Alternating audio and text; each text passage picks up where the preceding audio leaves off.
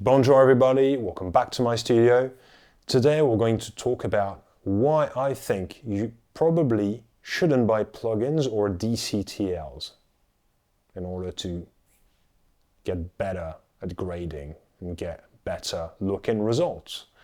I know it sounds a bit counterintuitive and crazy, but I want to talk about this. Alright, let's imagine for a second that you want to create beautiful images in DaVinci Resolve and you're trying to use the Resolve tools, so the basic tools at your disposal, and the results that you come up with frustrate you because you think they look bad. And trust me, I've been there. So you might think, oh my God, I mean, there's all these options at my disposal, these look plugins, and maybe this is the missing piece of the puzzle. If only I had that, perhaps I would create better looks. And you know what? I've been there before. It's a journey. It doesn't happen like that. It takes some time. You need to put in the time. You need to create things that look really bad and terrible and nasty and that are going to make people cringe in order to get better, right? You need to fail in order to get better at things in life in general, I think. The plugin route is just, okay, I'm going to download this plugin, use it, and all of a sudden I'm going to be able to get from this to like there just by downloading and buying a plugin. No. You might be able to get good looking results. You might be able to load a preset, but color grading is about solving problems. It's about being creative, create unique looks. And buying a plugin will only help you achieve certain looks, right? A small range of looks. Without you going through the process of creating those looks and understand how these looks are made. I think plugins can be interesting if you don't want to put in the time to really get better. You want the fast route. Then buy a plugin. By all means, use it. If that delivers the results that you're after, then go for it.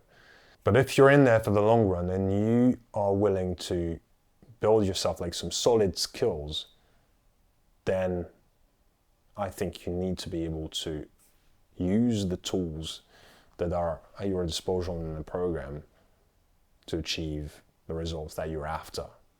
And it's much harder, but that is going to yield the best results. And makes me think of a proverb: give a man a fish and feed him for a day. Teach a man to fish and feed him for a lifetime. And I think the plugin route is about giving a man a fish. You're going to feed him for a day, sure. But how about tomorrow? How about the next problem that you won't be able to solve because you don't know how, right? You don't know how to fish. And you know what? In the past, I had a chat with a big colorist who works at a big facility, and we had a chat about, okay, do you use any tools or, I don't know, plugins, DCTLs in order to create your looks, right? Or your day-to-day grading? And he told me, no, I don't. I haven't tried DCTLs in the past. I was like, oh my God, this is so interesting. I was like, thank you, because I thought that there was like an unknown realm where some of these guys rely on a lot of DCTLs and tools and plugins to create these looks, but the truth is, not really.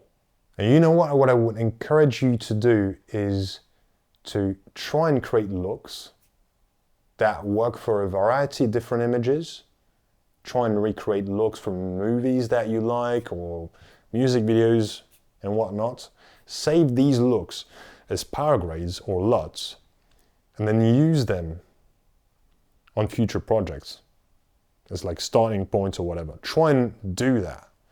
And this is going to be a lot more helpful than you thinking that you're going to solve your problems buying a plugin.